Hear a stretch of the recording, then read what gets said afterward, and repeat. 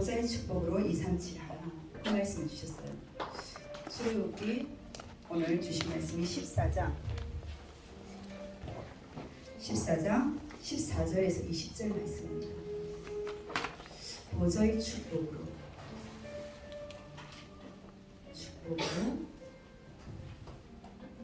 237 하라. 보좌의 축복은 내 능력을 넘긴 것 같아요.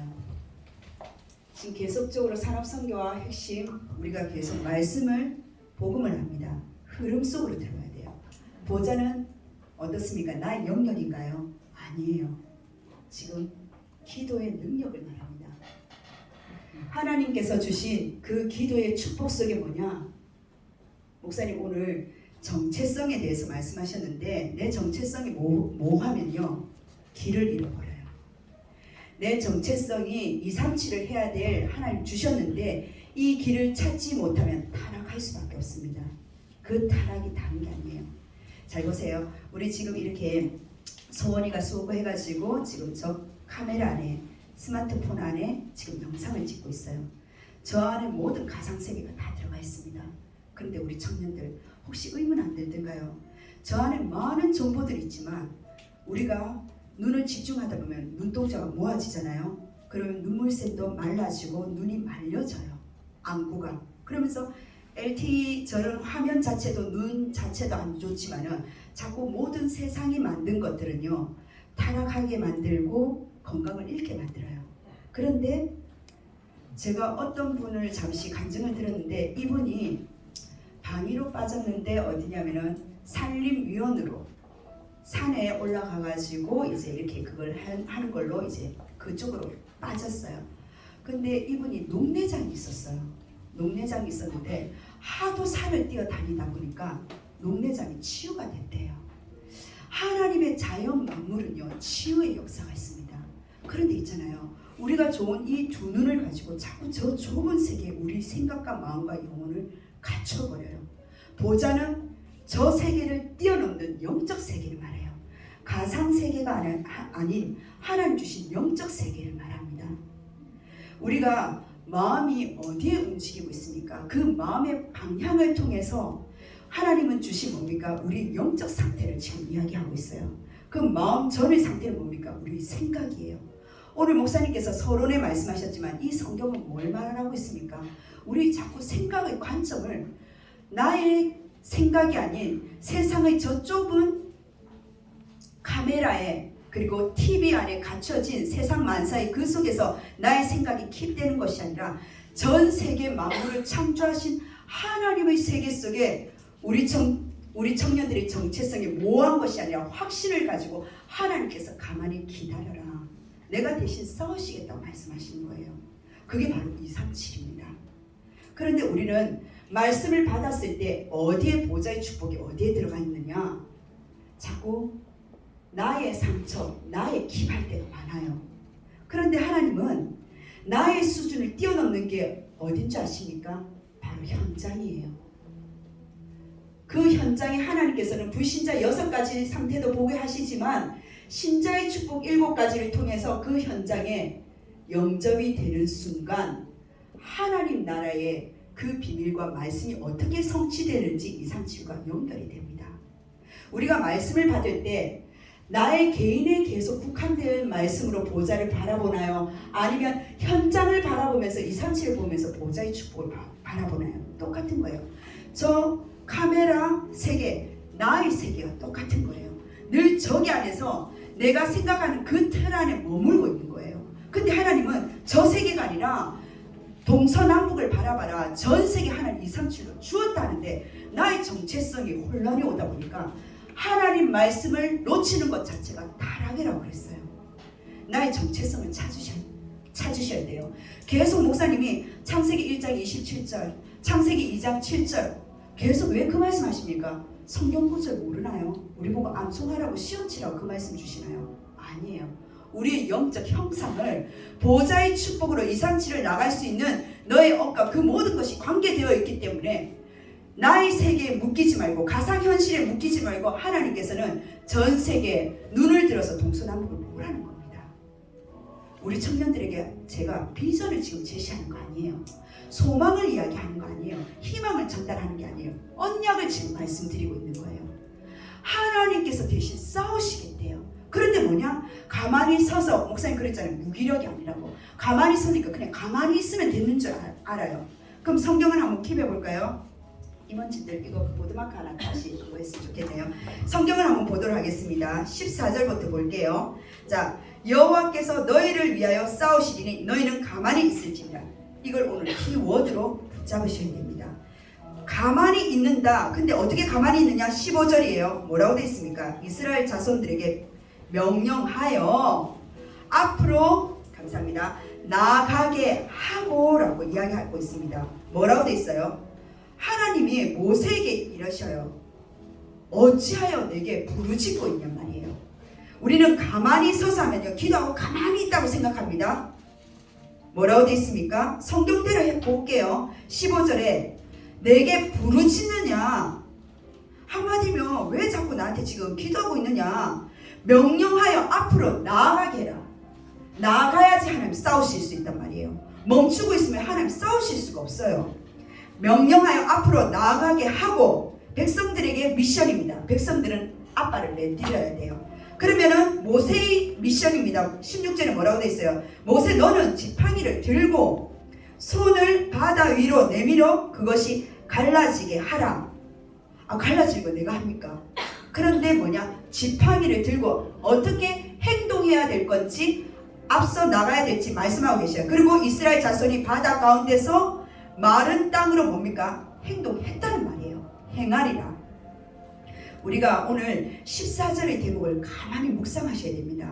하나님 주신 이 보좌의 축복 속에 부르짖고 있는데 왜 응답 안 오죠? 하나님 기도하는데 왜 응답이 안 오니까 사람들이 여기에 묶여질 수 있어요. 아니에요. 기도하면서 하나님 주신 언약의 대목 속에 나에게 주신 하나님 미션이 있단 말이에요. 그 말씀을 붙잡고 내가 믿음으로 도전해야 된다는 사실입니다. 하나님 주신 앞으로 백성들은 나아갔고요. 그리고 모세는 이렇게 행했을 때 17절입니다. 나의 현장은 어떻다고요? 애굽 사람들이 아니에요. 나의 현장은 이미 마음이 완악하다는 거예요. 그런데 우리 청년들 어떻습니까? 마음에 이미 그 마음에 짊어진 짐들이 너무 많잖아요. 현장에 내 생각이 하나님 주신 언약으로 말씀을 받았는데 내 마음이 요동치잖아요. 마음이 완악한 그 애굽 사람들이, 현장이 관계된 사람들이 너무 힘들잖아요. 설득하고 설명할 길이 없으니까 답답하잖아요. 표현도 한계가 있고 이 부분 속에서 경험도 적다 보니까 내 말로서는 정리하기 힘들잖아요. 그런데 내가 아니란 말이에요. 너가 부족해서가 아니란 말이에요. 이미 그 상대의 마음이 뭡니까? 완악하게 하신 분이 누구냐? 여호와 하나님이시란 말이에요. 거기 겁먹지 말고 두려워하지 말라라고 말씀하고 계십니다. 그들이 그 뒤를 따라 들어갈 것이라. 뭐라고요? 홍해가 갈라졌었을 때 마음이 이미 완악한 애국 군대가 뒤따라 올 거라는 거예요. 들어갈 것이다. 내가 바로와 그의 모든 군대와 그의 병과 마병으로 말미암아 뭡니까? 하나님이 영광을 얻으시기 위해서 그 상대의 마음을 이미 닫아 놓으셨단 말이에요. 완악하게 했단 말이에요. 우리 청년들이 정말 어디에 우리 청년들은 마음을 두어야 될까요? 생각을 두어야 될까요? 언약은 무수하게 들어오는데 내 마음대로 그 생각을 통해서 방향을 따라 내 마음이 움직이는데 그 마음의 방향을 따라서 내 영이 하나님이 계시냐 하나님이 계시지 않느냐, 영적인 선택이 거기서 일어나는 거잖아요. 영적 선택이 거기서 일어났을 때 뭡니까? 우리는 말씀 성취, 언약 성취, 증인의 자리에 있느냐 아니면 증인의 자리에 벗어나 있느냐, 이 차이예요. 뒤에 보면 18절입니다. 내가 바로의 그의 병거와 마병으로 말미암아 영광을 얻을 때에야 애굽 사람들이 나를 여호와인 줄 알리라 하시더니, 불신자들이 어떻다고요? 불신자들이 보았을 때에 하나님은 스스로 있는 분이구나 인정한단 말이에요. 우리 청년들이 가만히 있으면 불신자들도 몰라요. 우리 청년들이 그렇다고 내 열심과 노력을 움직이려는 것이 아니라 주신 그 말씀 위에 포럼을 통해서 나의 각자 현장 속에 그 언약을 받을 모든 부분들이 다양하단 말이에요. 정답이 없습니다. 하나님 주신 진리는 변치 않지만 나의 인생의 그 현장 속에 하나님 주신 응답은요, 가지각색 다양하단 말이에요. 그 말씀을 가지고 나의 정체성을 놓치면 뭐냐? 혼란이 오는 게 타락이란 말이에요. 내 길을 못 찾은 게 타락이란 말이에요. 하나님은 각자의 79억 인구와 비교할 수 없는 나에게 주신 다 각자의 미션이 있고 하나님 주신 237 보좌의 축복을 받을 그 기도 제목을 다 주셨다는 사실입니다. 근데 우리는 언제까지 부르짖고 아우성을 칩니까? 18절에 뒤에 보면 19절에 뭐라 되어 있습니까? 이스라엘 진 앞에 가던 누가요? 하나님의 사자가 우리 청년들의 그 길을, 앞길을, 미래를 지금 인도하고 계신단 말이에요. 이스라엘 진 앞에 가던 하나님의 사자가 내비게이션으로 영적인 우리 청년들의 모든 앞길을 지금 진행하고 인도하고 계셔요. 그 사자가 보세요. 뒤에 적군이 있었을 때 그들 뒤로 옮겨가매 구름 기둥으로 앞에서 그 뒤를 옮겼어요. 옮겨서 뭡니까? 막고 있는 거예요. 20절에 볼까요? 애굽 진과 이스라엘 진 사이에 이르러 불신자와 그 현장 속에 믿음의 하나님 그 선상에서 하나님께서는 저쪽은 뭡니까? 애굽 진을 말하겠죠. 구름과 흑암이 있고, 자 보세요. 흑암이 있단 말이에요. 어둠과 흑암이 있단 말이에요. 그 존재를 왜 두려워합니까? 왜 마음이 그렇게 신경이 쓰여질까요? 왜 영적으로 그렇게 잡힐까요? 내 마음에 어디까지 버려야 될까요? 세상의 종교처럼 나는 계속 찾아 나가야 될까요? 자, 구름과 흑암이 있고 이쪽에는 이스라엘 백성의 진을 말하겠죠. 밤이 밝음으로. 나의 현실은 밤과 같아요. 근데 하나님 뭐라고요? 밝게 하나님께서는요, 비추신다는 말이에요. 이게 빛의 능력과 하나님의 보좌의 축복입니다. 내 노력으로 기도 열심히 해서 그리고 하나님을 찾아서 하나님을 부르짖어서 하나님 만나주신 것이 아니라 이미 하나님께서 뭐라 말씀하셨습니까? 1대지에 우리 신분 자체가 237을 할 수밖에 없는 하나님의 자녀로 나를 부르셨다는 사실입니다. 그 정체성이 혼란이 오면요, 딴짓거리해요. 딴 데 갈 수밖에 없어요. 딴 길로 방황한다니까요. 그 이야기를 가지고 우리는 포럼을 하는데 그 포럼이 뭐냐? 내 생각이 다다 보니까 내 마음 가는 방향 가는 곳으로 가다 보니까 뭡니까? 나의 영적 상태가 말은 하나님 없는데 내 현장은 하나님 없는 거예요. 불신자들도 그대로 보고 있는 거예요. 자, 밝음으로 밤새도록 우리는 낮과 밤이 상관이 없습니다. 낮이든 밤이든 하나님이 창조하신 그 섭리 속에 하나님은 창조의 세계 속에 우리가 살고 있기 때문에 저는 휴대폰 안에 가상세계에 사는 우리가 이모티콘이 아니라 진짜 영적으로 호흡하는 히브리서 4장 12절에 하나님 말씀에 반응하는 하나님 주신 언약을 나의 생각에 하나님의 생각을 나의 생각으로 접목하여 하나님 주신 말씀 따라가는 하나님의 자녀이기 때문에 뭐라고요? 밤이 새도록 상관없단 말이에요. 저쪽이 이쪽에, 저쪽이 뭐라고요? 애굽에 있던 구름과 흑암이 이쪽, 밤이 밝음으로 이쪽에 가까이 못한단 말이에요. 내 현실이 밤과 같이 문제가 있습니까? 하나님은요, 밝히시기 때문에 구름과 흑암이 나에게 올 수가 없다는 사실이에요. 그들이 마음이 완악합니까? 상관없습니다. 우리에게 주신 하나님이 뭘 말씀하십니까? 이 생각차라 그러죠. 이 생각이 틀을 만들고 관점을 만들어요. 하나님께서 목사님 말씀하셨던 것처럼 성경에 대해서 말씀하셨잖아요. 성경의 많은 이야기들, 하나님 어떻게 보면요, 형제지간에 뭡니까? 살인이 일어났어요. 이 대목만 보면 그렇게 볼 수가 있어요. 시아버지와 다말 뭡니까? 자식의 부인이 어떻게 해요? 불륜이 일어났어요. 이렇게만 보면요. 그리고 사이가 장인이 사이를 죽이려 하네요. 치정사죠. 가정의 문제예요. 그리고 뭡니까? 동정녀 탄생. 말도 안 되는 이야기들이 서론에 뭡니까? 목사님 말씀하셨어요. 이게 성경의 이야기인데 가인과 아벨을 통해서 뭡니까? 가인은 형이요, 아벨은 동생이지 않습니까? 너무나 잘 아는 이야기. 그런데 가인은 뭡니까? 내가 수고하고 최선을 다해서 농업을 통해 가지고 이삭을 통해서 하나님 앞에 볕단을 가지고 예배를 드립니다. 근데 하나님이 반응을 안 하셔요. 하나님 임재를 안 한단 말이에요. 그런데 아벨은 어떻습니까? 목축업도 했지만은 양의 피제사를 드립니다. 우리는 이 살인이 불러오는 것을 누구는 사랑하고 누구는 사랑하지 않는다. 형제 애를 말합니까? 아니면 우정을 말합니까? 아니면 사랑을 이야기합니까? 세상 사람들이 이걸 가지고 살인에 대해서 이야기를 해석한다니까요.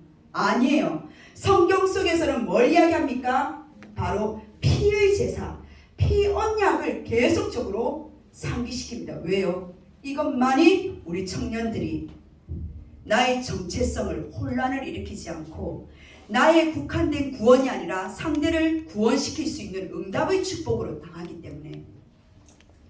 분류는 뭡니까? 많은 사람들은요, 어떻게 저럴 수가 있어? 시아버지가 어떻게 자부가 어떻게 시아버지를 라고 이야기를 합니다. 가정의 문제 속에. 그런데 하나님은 뭡니까? 그 계보를 통해서 하나님은요, 다윗의 계보를 통해서 하나님은요, 언약의 피의 주인공 예수 그리스도를 이야기하고 계셔요. 어떻게 사위를 저렇게 죽일 수가 있나?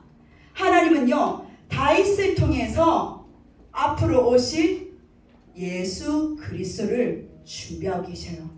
동정녀 탄생, 어떻게 남자를 알지 못하는 여인이 임신을 할 수가 있지? 사회적인 이슈가 되고 많은 사람들이 손가락질하고 그리고 가정과 가문에 뭡니까? 공식적으로 돌 맞아야 될 그 상황인데 누구를요? 여자의 후손, 뱀의 머리를 박살낸 그분이 뭡니까? 나와 함께 하시는 임마누엘. 하나님께서는요, 피언약에 대한 그리스도 이 뒷이야기를 보지 못한다면 우리는요, 여기서 성경을 똑같은 스토리로 묶여진단 말이에요. 하나님은 성경의 이야기를 통해서 뭘 말합니까? 결국은 이것보다 하나님께서는 이것을 우선시하지 않고 이런 것들이 우선시 되는 것이 아니라 뭡니까? 하나님의 언약. 그 언약의 성취에 우리의 발자취, 그 여정을 지금 설명하고 계시는 거예요. 우리는 여기서 도덕, 윤리 어떻게 저럴 수 있어? 우리 가정에 왜 이런 문제가 있지? 혹시 가정에 대한 상처가 있습니까? 우리 청년들, 하나님 이 복음 더 명확하게 확실하게 잡으라고. 우리 가정의 가문에 왜 세상에 이런 일이 일어날 수가 있지? 하나님께서 이 그리스도 한 분만으로 하나님 나를 제자로 삼으시려고. 다른 친구가 온실 안에서 커온, 가정에서 커온 그리스도의 피언약과 그리고 내가 사회 현장의 불신자 6가지 그 문제 속에서 상태 속에서 만난 그리스도, 벌써 똑같은 그리스도지만 농도는 틀릴 거예요. 영적인 한이 틀리단 말이에요. 하나님은 우리 청년들에게 모두 다 언약을 주셨습니다. 그런데 그 성취에 우리 청년들을 발걸음을 성령께서 인도하시겠단 말이에요. 그래서 목사님 1대지에 뭐라 말씀하셨습니까? 누가 가냐? 너다. 누가가 아니라 뭐냐? 바로 너. 당연한 신분을 회복해라. 하나님의 이미지를 형상들을 창조하신 하나님께서 영적인 이미지, 육신적인 이미지 말고 어디 가면 어떤 직분과 직책을 가지고 사람들이 더 대하는 그 청년의 모습이 아니라 영적인 하나님 주신 직분을, 신분을 당연한 이 응답을 회복해라. 이 회복 속에 목사님 뭐라 말씀하셨어요? 하나님께서 주신 단을 쌓아라. 그래서 두 번째 어떤 단요? 보호자의 축복을 누릴 수밖에 없는 하나님 주신 이 축복을 주셨기 때문에 언제 나타나나? 하나님께서 필연적으로 이유가 있을 때 응답이 나타나는 거 아닙니까? 이 신분에 하나님 주신 구원의 축복을 능력을 주신 우리 청년들에게 필연적인 응답이 뭐냐? 바로 그 현장 속에 현장이 237과 연결되어 있는 하나님 보좌의 축복을 주셨다는 말이에요. 지금 산업선교 핵심 전답 계속 보세요. 뭐라고 말씀하시는지. 브리스길라 아굴라 이야기하시면서 목사님께서 하나님 것을 편집돼야 되는데 뭐라고요? 순례자의 길 하나님의 향하는 설계와 그리고 정복자의 기도 24, 25 영역 전도자의 삶은 에베소서 6장 브리스길라 아굴라 보고 이야기하시면서 영적 싸움 결국 기도에 대해서 지금 계속 말씀하셔요. 산업선교부터 지금 핵심까지 뭡니까? 계속 너의 영적 상태가 뭐냐? 영적인 형상이 뭐냐? 나는 하나님 자녀다. 그럼 하나님을 바라봐라. 그래서 목사님이 재밌는 말로 이제 둘째 딸 이야기 하시면서 뭐라 합니까? 앵이라고 이야기했어요. 그죠? 앵. 모든 것을 하나님 앵으로 그래도 하나님 알아들으신단 말이에요. 근데 단을 쌓는 그 앵이라도 소리치는 단을 쌓는 청년이 없을 수 있다는 사실이에요. 왜요? 내 몸은 지금 교회에 와 있는데 나의 영적은 인격적으로 하나님과 독대할 수 있는 영적 힘이 없는 거예요. 그래서 계속적으로 지금 하나님 계속 말씀하시는 게 보좌에 대해서 말씀하시는 겁니다. 보좌 단어 몰라서 그럴까요? 받아쓰기 하나요? 아니면 성경 구절 안 나요? 보좌의 축복이 뭐냐? 정말 237과 내가 연결되어 있는 내 마음과 정신과 영혼과 현장이 킵이 되어 있냔 말이에요. 아니면 아직까지 나는 저 멀리 설교의 단어로 들리냔 말이에요. 그 현장을 영적으로 내가 체험할 수 있는 하나님은 현장을 허락하셨다는 사실입니다.